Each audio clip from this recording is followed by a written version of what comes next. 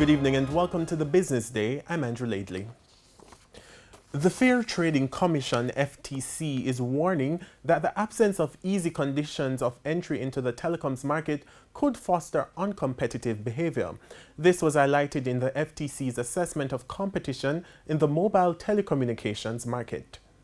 The Fair Trading Commission's main finding is that the telecom sector is competitive. However, the Commission notes that the market is vulnerable to coordinated conduct. That's because of the difficult conditions of entry into the telecoms market. Additionally, it was determined that the anticipated increase in the demand for mobile telecommunication services stemming from the COVID-19 pandemic could make it increasingly difficult for future entry to occur if the mobile spectrum is not properly managed.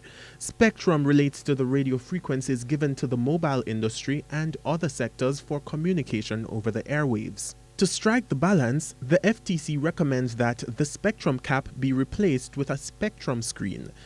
The FTC is also urging the minister with responsibility for telecommunications to consider implementing recommended revisions to the pricing of spectrum in Jamaica.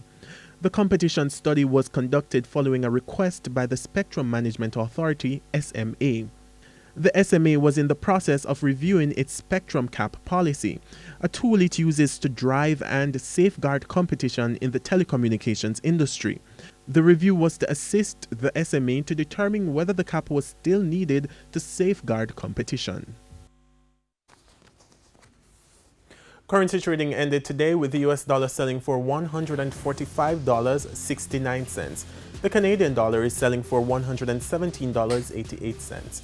The pound sterling sells for $199.73, while the euro is going for $180.13. The JSE index gained 128 points today, and the junior market index is up 32 points. Among the winners were Epley Caribbean Property Fund, First Rock Capital Holdings US dollar shares, Trans-Jamaican Highway US dollar shares, SSL Venture Capital, and Kingston Properties. Now on the losing side were Epley, Main Event, JMMB Group 7.5%, Lasco Financial, and Stationery and Office Supplies. And that's the Business Day. I'm Andrew Laidley. Good evening.